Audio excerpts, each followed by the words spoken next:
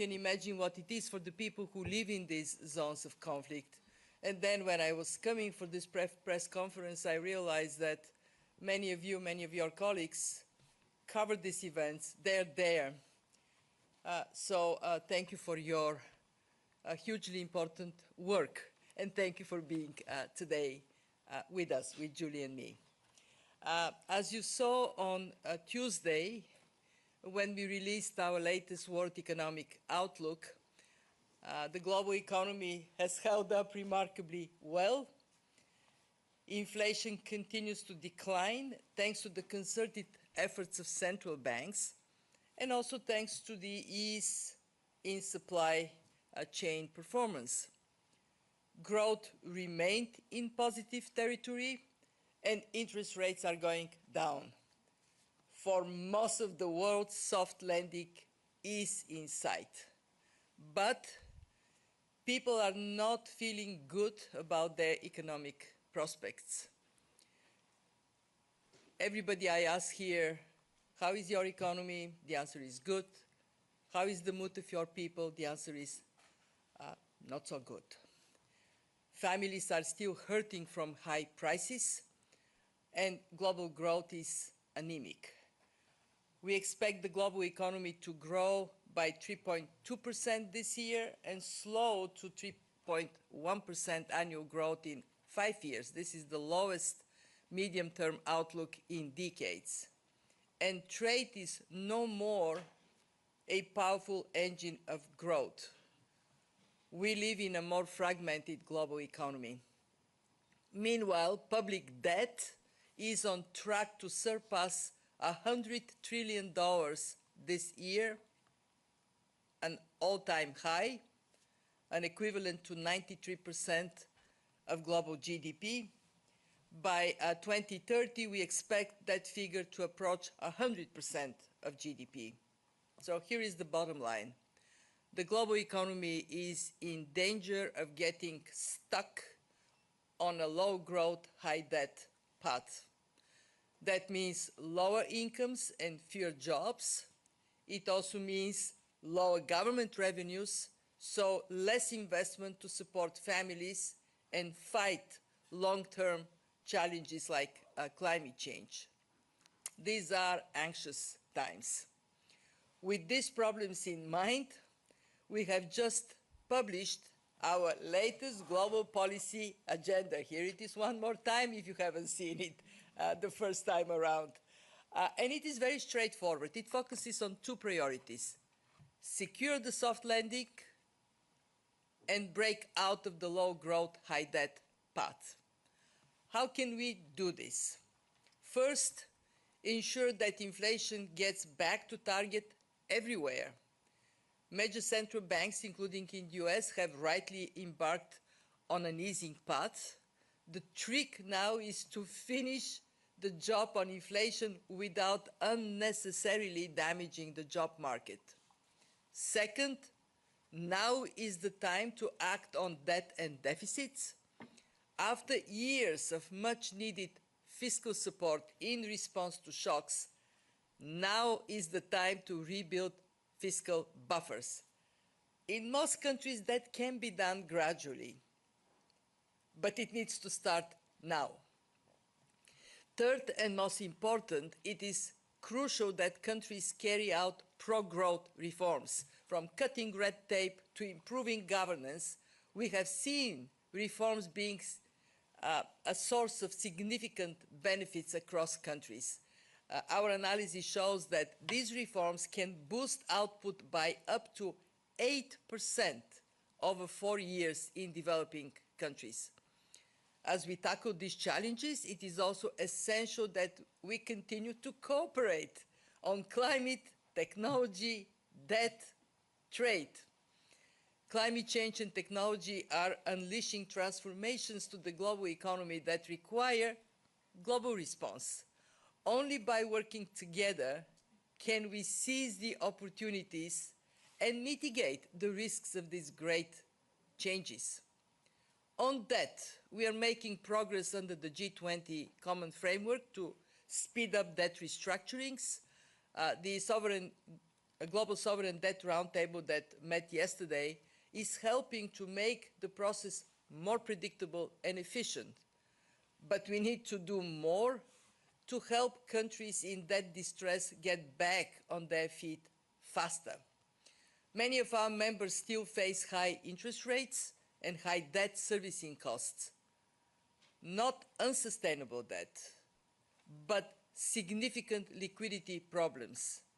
And this is why, jointly with the World Bank, we are proposing a three-pillar response, combining reforms to boost growth and mobilize domestic resources, adequate financing, including from international financial institutions, and crowding in private finance. And finally, on trade, it is important to protect the gains from economic integration while ensuring they are widely shared. We know that globalization has not delivered for everyone, and we must attend to the needs of those who have lost out. And at the same time, we must ensure that trade remains an engine of global growth, especially for developing countries. They have so much more to lose if we fracture the global economy. At the IMF, we are, as always, deeply committed to serving our members so they navigate these challenging times. We will do so through our analysis and policy advice. It helps policymakers to understand the costs and benefits of policy choices, and we will continue to use our financial resources to act as a buffer for our members in need. 97 countries, highest in our history, have benefited from our lending since the pandemic, the majority through multi-year programs. During the same period, our concessional loans have tripled. Interest in the Resilience and Sustainability Facility continues to grow. We have 20 countries now using the facility to enhance their climate resilience, almost double the number when we met a year ago. And there are many more expressing interest. And I want to mention three firsts. In April, for the first time, we reached our precautionary balances target of about $30 billion. This safeguards the fund's financial soundness. We use the strength of our balance sheet to help our borrowing members. In just the past weeks, our membership came together to support two historic reforms. For the first time, we reduced our charges and surcharges. The cost of borrowing from our general resources will go down $1.2 billion annually. This is a 36% reduction in surcharges and in the margin of charges. And for the first time, we work with our membership to creatively deploy our net income to bolster the IMF support to low-income countries. A comprehensive reform and financing package generating about $8 billion in additional subsidy resources for PRGT over the next 5 years, more than doubling the long-term self-sustained lending envelope to $3.6 billion a year. This is global cooperation and solidarity in action. And I want to end, as always, using a very good quote to speak to my message today. This time it is Antoine de Saint-Exupéry.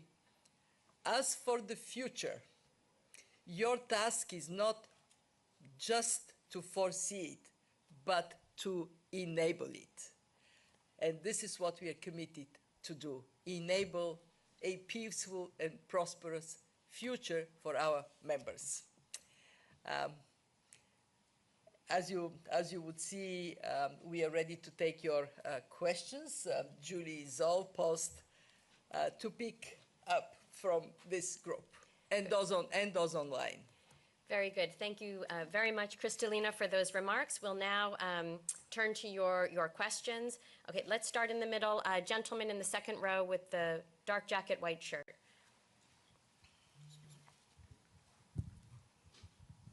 Good morning, Kristalina. Daniel Davis, Agence France Presse. Thanks very much for taking my question. I was wondering, you've spoken in the past and today as well of your concern over trade fragmentation and its impact on the global economy. I was wondering, what do you make of the joint declaration adopted by members of the BRICS group of countries in Kazan yesterday, calling for the creation of an independent payment system dubbed the BRICS Bridge? How concerned are you about the fragmentation of the global payment system? Thank you. The idea of having a payment system of a group of countries is not new. What we need to see is more details. What is it in this idea? How that may translate into reality, and then we would be able to assess it. But more broadly, what I recognize is that we have different members forming different groupings, but all members support the IMF. Very good. Okay, let's go to this side. I will take the woman in the front in the pink jacket. Good morning. My name is Rachel, financial journalist at 21st Century Business Herald, Guangdong, China. So my question is that given the global nature of many challenges, you just talked about like high debt and slowing economic growth rate. So how should countries work together to foster future economic growth rate? And also during this process, what role does IMF in facilitating this economic growth? Thank you. We have ample evidence that when countries cooperate, everybody benefits. We also have ample evidence that when there is a higher uncertainty, the value of cooperation is higher. When the world felt in the terrible hands of the pandemic, we had enormous uncertainty, what is going to happen next, and at that time, cooperation of our members within the IMF, cooperation of members in the G20, it has helped crystallize what are the right policies to take and then synchronize global response. And in that spirit, the IMF continues to do three things for our members to nurture that spirit of cooperation. First, we perform our bilateral surveillance and multilateral surveillance function for the benefit of everyone. So countries can get a second opinion on their economies, but they also can see their trajectory in comparison to others and identify policies that can work. In other words, we are a transmission line of good practices. Two, we are there for countries that may face financial difficulties. As I mentioned, we are at a record high level of lending because of the complexities of problems countries face. I highly recommend to all of you to go and see an art exhibition, art piece of art in, where is it? It's in the Red Level Gallery. Red Level Gallery. In this building. So go to Red Level Gallery. It's very interesting. A group of students were asked how they can demonstrably present decades of delivery of the fund. And they present our lending by having, for each decade, a column with balls inside. And each ball is 500 million SDRs. And so you look at the columns, the first one, a couple of balls, the next one, some more, and then you go to the last one, and it's actually breathtaking. I looked at it and I said, oh my God, I'm so glad the fund is there, because that financial support is critical for countries. And three, we are an institution that innovates and shares innovations with our members. One innovation is the Resilience and Sustainability Trust, but we have, throughout our history, we have done many, and then we, of course, pass the benefit to our members. Whenever we have these meetings, now previous meetings, what impresses me is how serious the discussion on the topics of the day is among finance ministers and central bank governors. And I'm very, very proud we host these discussions. Wonderful. Okay, let's go to the side of the room. I'm going to go all the way to the back. The woman in white in the back on the right there. Thank you. This is Paula Escalada from Agencia F. Latin America is facing low medium-term growth, which is one of the issues being discussed by the G20 in Brazil. What are your views on the Latin American economy? How can it address this issue? And which are the main challenges for the region apart from this? Thank you. You're right. Latin America faces a not different from the whole world, by the way. It faces a disappointing growth path. Growth is moderating, and that means that Latin America needs to concentrate on how that growth trajectory can be lifted.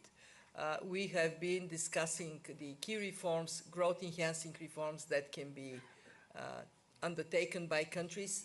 I also want to recognize that Latin America is not a unified place, because if you look at the Caribbean or Central America, they're actually doing better. They're doing, their performance is better than global average.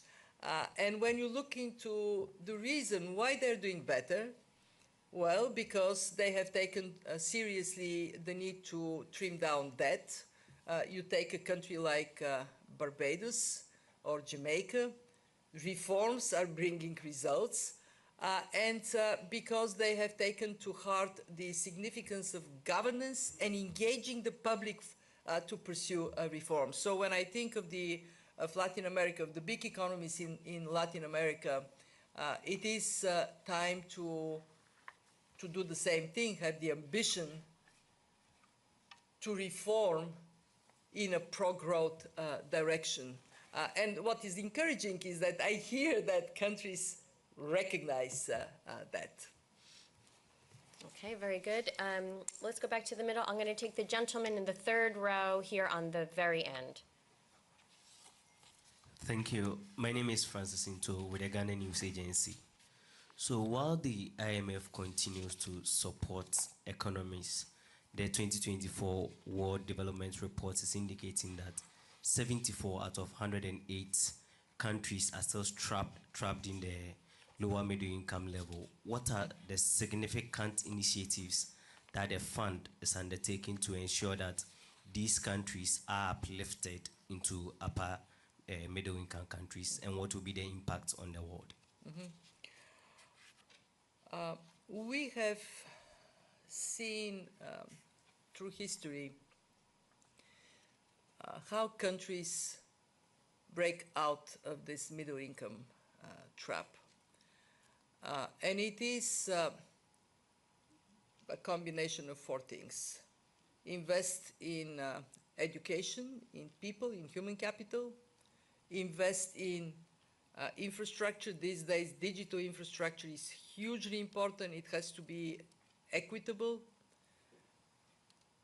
Invest in governance, rule of law, transparency and accountability to the public, and cooperate, learn from others, engage with others.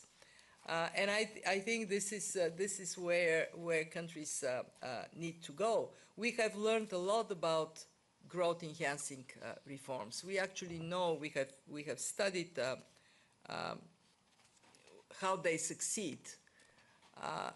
And they actually can lift, our analysis shows that growth-enhancing reforms can lift up growth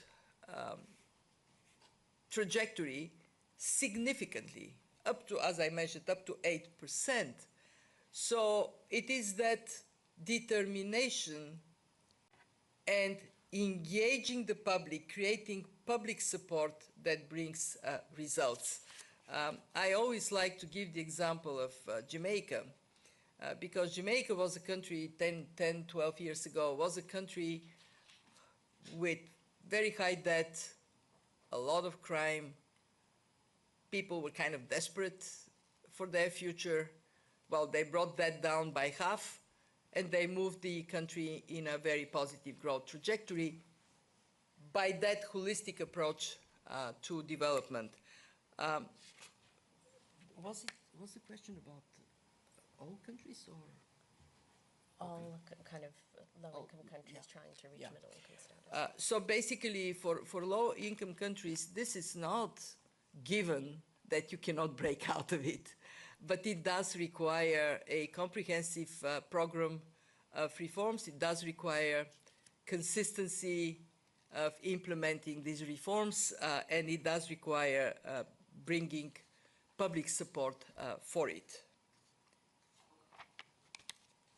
And what we do at the fund is to work with countries to identify that pathway, country by country, country-specific directions of reforms that can help achieve that result. Very good. I'm going to go now to this side of the room. I'm going to go to the gentleman in the tan jacket, kind of yes, right there. Good morning, everyone. My name is Ahmed Yaqub. I am the managing editor of Al-Yom Saba newspaper, Egyptian newspaper. My question is about what is the impact of the geopolitical tensions and Gaza conflict on the region, especially or particularly on the neighboring countries. And Egypt is currently implementing the current economic reform program, and amid very difficult regional and international difficulties and very strict circumstances. So the IMF at this point of time is burdening the Egyptian people because of the strict timetable of reforms and decline of the Suez Canal revenues by $6 billion and uncertainty about the future of the the global economy. So did the Egyptian authorities discuss the review of the current economic reform program with the International Monetary Fund? Thank you. I started today my comments thinking about the people affected by conflicts, and of course in the Middle East this is an ever-increasing number of people. Tragedy that is personal, but it is also for the economies in the region. We have seen in the epicenter of the conflict very dramatic contraction in Gaza, West Bank, Lebanon, very significantly impacted. We also have seen some spillover to other economies, and you mentioned Egypt. Egypt is negatively impacted. Egypt is losing 70% of the revenues it used to collect from the Suez Canal because of the impact of the conflict, because of the Houthi attacks, because of the difficulties. MENA as a whole is seeing growth projections revised significantly downward, 0.6% downward revision from April to now. Now we project only 2.1% growth. And a big reason for this downgrade is the conflict. And Egypt is bearing a very significant cost of what is happening in the neighborhood, plus the conflict in Sudan. Egypt is hosting, if I'm not wrong, some 9 million people from the instability in the region. We have been standing firmly with Egypt. We had a program, $3 billion program, because of all these increased pressures on Egypt. We have augmented significantly the program. We increased it by $5 billion. we have been very attentive to what are the right measures. But let me say this, Egypt is better served by undertaking reforms sooner rather than later. In fact, there has been some delay in the past of actions, and that makes the cost higher, and that cost ultimately falls on the shoulders of people. I will go to Egypt in about 10 days, exactly for this reason. I would like to see for myself what is happening in the country. I want to hear what are the views, and we would look into the support of the fund from the perspective of what is best for the country. We have been very open to adjust the Egyptian program or any other program to what is best to serve people. But let me say that we're not going to do our job for the country and for the people of the country if we pretend that action that needs to be taken can be forgone. Because the only thing that happens is the price of this action goes up. Okay, we'll go. My deepest sympathy to everybody in the Middle East, and my heartfelt friendship to people there. So look forward to visiting Egypt. Okay, let's go right here in the middle. A woman in the beige blazer. Thank you, Julie, for taking my question. I'm Marlene Shong with Xinhua News Agency. So, Managing Director Georgieva, I want to ask about the Chinese economy. The Chinese authorities said that it's facing a complicated external environment and also challenges at home. And the government has recently rolled out a number of new measures to boost economy. Yep. I wonder whether you think such measures would be sufficient to help the government reach its growth target. Thank you. Thank you for your question. We will have to carefully assess the measures to be able to determine what exactly is their likely impact. What I can say is twofold. One, that there are measures that go in the right direction. The Chinese economy has been slowing down, and we were projecting we are projecting today to grow by 4.8% in 2024, 4.5% in 2025. We need to see this package of measures, what is likely to be the impact of it. My second point is that China, for quite some time, has been faced with a fork on the road.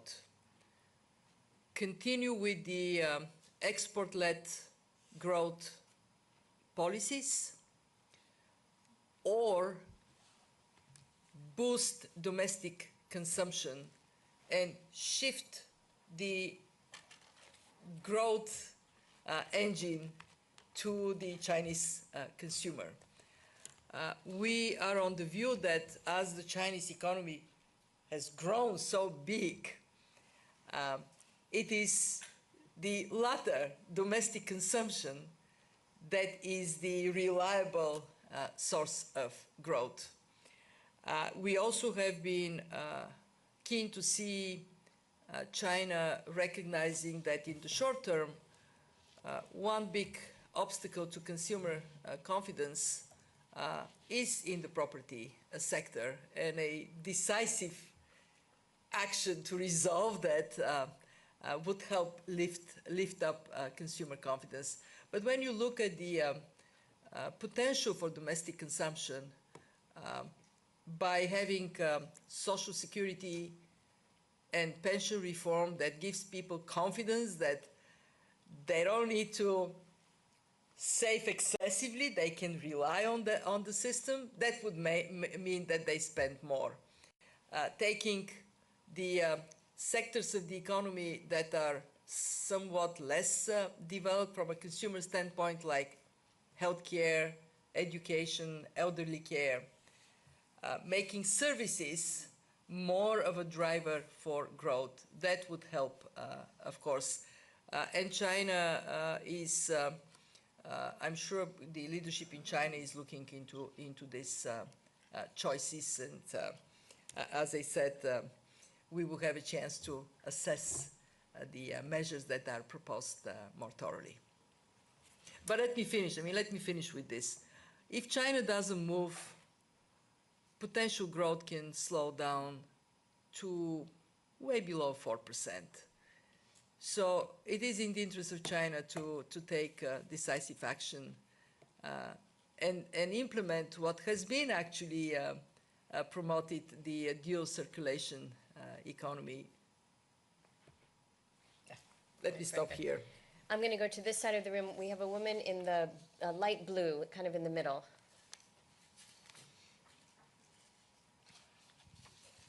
Thank you, Julie, for taking my question. I'm Surataya from the Standard Wealth and Wealth Me Up Thailand. We heard a lot of what policy makers should do in the first, second, and third day, right? But I'm questioning that what is the most important thing that policy maker in developing countries like Southeast Asia, including Thailand, should do to balance growth and stabilization? Because we face a lot of challenges, trade war, climate change, AI, aging society, or even high debt, not only sovereign debt, but also consumption debt, because sometimes each policy conflict each other.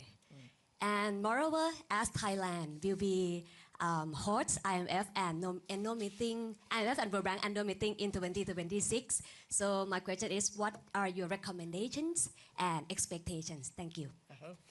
Thank you for your question. Thailand, one of the countries in the ASEAN, is enjoying a good economic performance. And overall, ASEAN has been a bright spot on somewhat gloomy global economic horizon. ASEAN is outperforming the world, and the foundation for outperforming the world is twofold. It is in strong policies and strong institutions, good macroeconomic foundation, and it is in the export-oriented policies that countries have pursued. With global growth slowing down, what we observe is that actually ASEAN is outperforming trade in the rest of the world. And they are outperforming because ASEAN has been working on deepening the trade links within ASEAN countries, and also by working very actively with, in a world of more fragmentation, to retain trade relations with everybody. In fact, what we are observing is that economies that have chosen not to be a part of any emerging bloc, but to trade across, have a better, on the whole, better performance. When we look at the future, ASEAN needs to take on seriously the importance of structural reforms that would position the ASEAN countries even better in a world of fast-changing technologies, in a world of climate change. This is one source of vulnerability for ASEAN, highly vulnerable to climate shocks countries, but it can be also a source of strength if investing in adaptation and in the climate transition is pursued collectively. I am impressed by the build-up of cooperation within ASEAN. Every ASEAN summit is more substantive and more engaging, more effective than the previous one. So I wish the ASEAN countries all the success. This is the right path. Cooperate. As for Thailand, so I'm going to ask your colleagues here, who wants to go to Bangkok for annual meetings? Raise your hand. Anybody wants to go to Thailand? Everybody wants to go to Thailand. Thailand actually has a fantastic track record because you hosted the annual meetings in 1991. We all very much look forward to coming there. The Thai people are so hospitable. The Thai authorities are so keen to make the meetings a success for the global community. They're already thinking of selecting a team for the meeting that could have a lasting impact that we would carry forward as a global community. I myself look forward to come to Bangkok. Very good. We have So time. does Julie. Absolutely. So we have time for one final question. I'm going to take the gentleman right in the middle, gray jacket, white shirt, Yaroslav. Right up here. Get me the luck sheet. I can't find it. The Latin America. Thank you so much. Yaroslav Dolgopol, Ukrinform News Agency, Ukraine. So recently the IMF approved the 5th review of the EFF arrangement for Ukraine. That means consistent implementation of the benchmarks by the country, including tough reforms. At the same time, the IMF underscores, and I quote, that Ukraine needs decisive domestic revenue mobilization, unquote.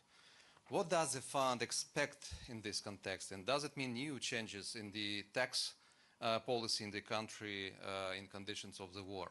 Thank you. Thank you. The Ukrainian people have shown incredible bravery, and the Ukrainian authorities have done an amazing job to steer the economy during a war very effectively. Performance of Ukraine is remarkable. We have looked into the, during the 5th review, all benchmarks in the program are met. Very important actions that are around strengthening governance, fight against corruption. We all know that the war is a fertile ground for corruption. Therefore, more needs to be done in that area, and Ukraine is doing it. We have completed the 5th review in exceptionally difficult circumstances. Just to remind everybody, over the last months, Russia has intensified bombing in Ukraine, undiscriminatory bombing, but there is one particular target, the electricity infrastructure. Just imagine what it means for families and businesses. They face winter, and there would be restrictions in access to electricity, to heat. And yet, the determination of the country is there. We have, the program is based on very firm ownership of Ukraine, and that goes into the direction of domestic revenue mobilization. Why is this important? Because we have a program that is strongly supported by the international community. In fact, we look at something in the order of $150 billion support over the 4 years of our program. And that the Ukrainian authorities recognize has to be matched by the will of Ukraine to raise revenues as well. And for that reason, we have been discussing the implementation of the Ukrainian strategy for domestic revenue mobilization, and that includes also looking at the way the tax system works, taxes are collected. We are very much in favor of what Ukraine is doing, which is use technology to make taxes transparent, so you can see who is paying how much, and then you can see what the money is used for, accountability to the taxpayer. But that is the context, that needs have gone up, financial support from Ukraine's friends has gone up, and what Ukraine is doing is saying, we will do our part. We know it is now harder, we will do our part as well. Very good. So with that, I do need to wrap up this press briefing. I thank you very much for joining us. I invite you to... I just want to go to the question on Latin America, because I told you there are differences. You saw me flipping in my papers. I wanted to see the differences within Latin America. So you look at the Caribbean region only, and you have growth 23 7.5, 24 11.9. These are very big numbers of growth performance. Guyana there is the exceptional source, but overall they're doing very well. When you look at the Latin American and Caribbean as a whole, much lower. We have 23 2.6% growth, 24 2.6% growth. This is not enough to lift up the performance of the Latin American economies. And this is why this issue of pro-growth reforms is so important. Okay, now we are done. And so with that, I bring it to an end. I do invite you to please join us tomorrow. We will have another press briefing with the Managing Director and our IMFC Chair, Minister Al-Jadaan. Thank you very much for joining us, and we wish you all a wonderful day.